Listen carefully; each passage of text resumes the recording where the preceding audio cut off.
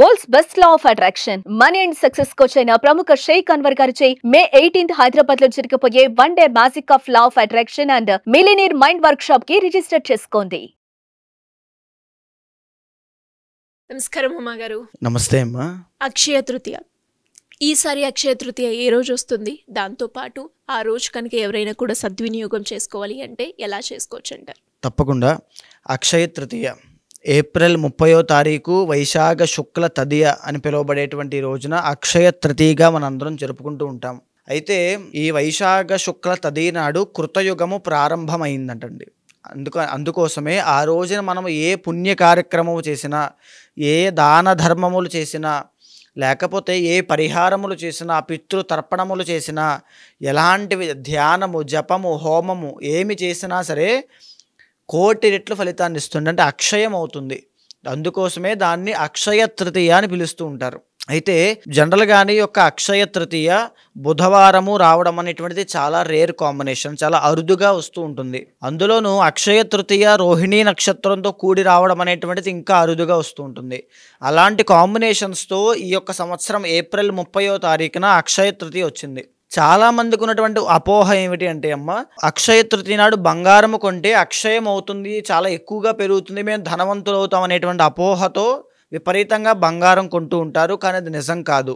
ఆ రోజున శాస్త్రము బంగారాన్ని దానం చేయమని చెప్పింది, భూమి దానం చేయమని చెప్పింది, గోదానము చేయమని చెప్పింది, లేని వాళ్ళకి అన్నదానము చేయమని చెప్పింది, జలదానము అంటే వాటర్ పంచమని చెప్పింది, చెప్పులు లేని వాళ్ళకి చెప్పులు ఇచ్చినా, పడుకోవడానికి వసతి లేని వాళ్ళకి ఒక దుప్పటో తలగడనో లేకపోతే ఏదైనా ఒక చాపో ఏదైనా ఇచ్చినా, లేకపోతే పెరుగు దానంగా ఇచ్చినా, గోధుమలు శనగలు ఈ రెండు, పెరుగు ఈ మూడు చాలా ముఖ్యమైనటువంటి అంశాలండి. గోధుమలు, పెరుగు, శనగలు ఎవరైతే అక్షయ తృతీయ నాడు దానంగా ఇస్తారో వాళ్ళకి శాశ్వతమైనటువంటి శివ సాయుధ్యము అనేటువంటిది లభిస్తూ ఉంటుంది. అయితే ఎవరైతే ఆ రోజున భోజనం పెడతారో, ఎవరైతే గోదానము చేస్తారో, ఎవరైతే భూదానము చేస్తారో, ఎవరైతే బంగారాన్ని దానంగా ఇస్తారో, బట్టలు లేని వాళ్ళకి ఎవరైతే వస్త్రదానము చేస్తారో, ఎండలో ఇబ్బంది పడుతున్న వాళ్ళకి గొడుగు దానంగా ఎవరైతే ఇస్తారో, వీళ్ళందరికీ కూడా వాళ్ళు పడేటువంటి దరిద్రములు, దోషములు, కష్టములు, క్లేశములు అన్నిటి నుంచి బయటికి రావడానికి, ఇమీడియట్ రిజల్ట్స్ రావడానికి అక్షయ తృతీయ నాడు చేసేటువంటి ఈ దాన ధర్మములు పనిచేస్తాయి. అయితే మనం బాగా చూస్తే పితృదోషము అనేటువంటి ఒక దోషం ఉంటుందండి. దానివల్ల వివాహం కాని వాళ్ళు ఉంటారు, దానివల్ల సంతానము కలగనటువంటి వాళ్ళు ఉంటారు, దాని మూలాన సెటిల్మెంట్ లేకుండా ఇబ్బంది పడేవాళ్ళు, యాక్సిడెంట్స్ అయ్యేవాళ్ళు, కోర్టుల్లో కేసులు ఇరుక్కునే వాళ్ళు చాలామంది ఉంటారు. అలాంటి పితృదోషాన్ని తొలగించుకోవడం కోసము అక్షయ తృతీయ రోజున ఎవరైనా సరే పితృతర్పణము చేసినా, లేకపోతే చనిపోయినటువంటి పితృదేవతల పేరు చెప్పి పితృతర్పణములు వదిలినా, వాళ్ళ పేరు చెప్పి భోజనము పెట్టినా, పితృదోష నివారణార్థము ఏవైనా పుణ్య కార్యక్రమాలు, పూజలు, పరిహారములు చేసినా వెంటనే సిద్ధిస్తాయి. అటువంటి గొప్ప తిథి అక్షయ తృతీయ. మనం బాగా చూస్తే అమ్మ, కుజదోషము, కాలసర్పదోషం అని రెండు ఉంటాయి. దాని మూలాన వైవాహిక జీవితంలో ఇబ్బంది పడుతున్నటువంటి ఆడవాళ్ళు చాలామంది ఉంటారు. భర్త సరిగ్గా పట్టించుకోవట్లేదు, అత్తగారి తరపున వేధింపులు, భర్త యొక్క ఆరోగ్యం బాగోట్లేదు, ఆర్థిక పరిస్థితి మెరుగ్గా లేదు, బాగా అన్నిటికంటే ముఖ్యమైనటువంటి సమస్య సంపాదించిన డబ్బు సంపాదించినట్టుగానే ఖర్చు అయిపోతుంది, రూపాయి కూడా నిలబడట్లేదు. ఈ ప్రాబ్లంకి కూడా సొల్యూషన్ అక్షయ తృతీయే. ఇలాంటి పుణ్యతిథులు, పుణ్య నక్షత్రములు, పుణ్యవారములు కలిసినటువంటి రోజున ఏదైతే మనము పుణ్య కార్యక్రమాలు, దాన ధర్మములు చేస్తామో మన కర్మ అనేటువంటిది నాశనం చేసుకుంటాము. అంటే మన పాప కర్మ దహింపజేసి మనము ఒక పుణ్య కార్యక్రమం చేయడం వల్ల వచ్చేటువంటి ఫలితాన్ని అనుభవిస్తాము. తరువాత చాలామంది రుణ బాధలు, అంటే అప్పుల బాధల్లో ఉండడము, బంగారము తాకట్టు పెట్టేటువంటి పరిస్థితుల్లోకి వెళ్ళడము, తరువాత ఇంకా చెప్పాలంటే వైవాహిక జీవితంలో వచ్చేటువంటి సమస్యల వల్ల సూసైడల్ టెండెన్సీస్ పుట్టడము, ఇవన్నీ కూడా ఒక మనఃక్లేశములు అంటారు, అంటే మానసిక ఒత్తిడి. ఇవన్నీ కూడా తీవ్రంగా ఇబ్బంది పడుతున్న వాళ్ళు కూడా అక్షయ తృతీయ నాడు కనుక పరిహారములు పర్సనల్ చార్ట్ ద్వారా చేసుకుంటే ఇమీడియట్ రిజల్ట్స్ అనేవి వెంటనే వాటి నుంచి బయటకు రాగలుగుతారమ్మా. మీనరాశి వారు ఎవరైనా కూడా ఈ అక్షయ తృతీయ రోజు వారు ఏదైతే సమస్యను ఎదుర్కొంటున్నారో దాన్ని క్లియర్ చేసుకోవాలి, దాన్ని సద్వినియోగం చేసుకోవాలి అంటే ఎలా ఉంటుంది? తప్పకుండా అమ్మ. మీనరాశి వాళ్ళకి ఏదైతే మనం అక్షయ తృతీయ కోసం మాట్లాడుతూ ఉన్నామో, ద ఒరిజినల్ 12th లార్డ్ అండి మీనరాశి అంటే వ్యయస్థానము, వ్యయము అంటే లాస్, ఇవన్నీ చూపిస్తూ ఉంటాయి. విపరీతమైన డబ్బులు ఖర్చు అవుతోందండి, విపరీతమైన ఆరోగ్య సమస్యలు ఉన్నాయండి, విపరీతమైన పరువు నష్టం అయింది, విపరీతమైనటువంటి సమస్యలు ఉన్నాయి. ఎంత కష్టపడుతున్నానో, ఎంత శ్రమ పడుతున్నానో, ఎంత టైం నేను వేస్ట్ చేస్తున్నానో, కానీ ఒక్క ఫలితం కూడా, ఒక్క రిజల్ట్ కూడా, ఒక్క సక్సెస్ కూడా నా దగ్గర రావట్లేదు అనేటువంటి భావన ఉంది అనుకునే వాళ్ళందరూ కూడా బాగా వినండి. మ్యారీడ్ లైఫ్లో ఇబ్బందులు ఉన్నాయి, ద్వికళత్ర యోగం, 2 మ్యారేజెస్ చేసుకునేటువంటి పరిస్థితులు కనబడుతున్నాయి, రిలేషన్షిప్ ప్రాబ్లమ్స్ ఉన్నాయి. ఉమ్మడి వ్యాపారం చేస్తున్నాను అంటే పార్ట్నర్షిప్లో వ్యాపారం చేస్తున్నాను కానీ అభివృద్ధి లేదు, చాలా ఇబ్బందులు ఉన్నాయి నాకు అనుకునేటువంటి వాళ్ళు కూడా వినండి.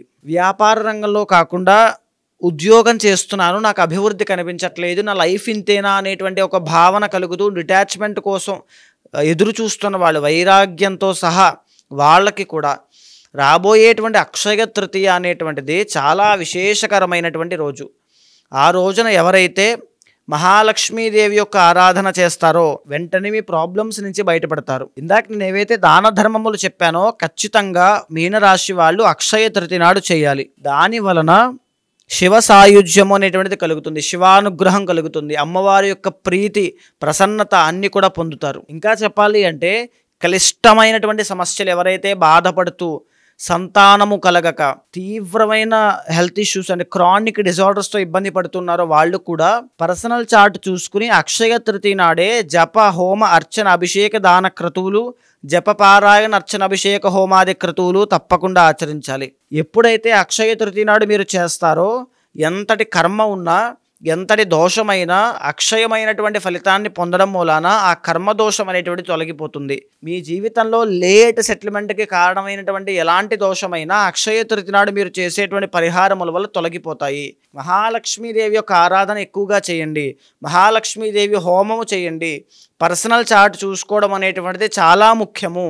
చేసేటువంటి పూజలు సక్రమమైన పద్ధతిలో తప్పకుండా నిర్దిష్టమైన పరిహారాన్ని ఆచరించడం వల్ల ఏ సమస్య వల్ల అయితే మీరు బాధపడుతున్నారో దాని నుంచి ఇమీడియట్గా బయటకు వస్తారు.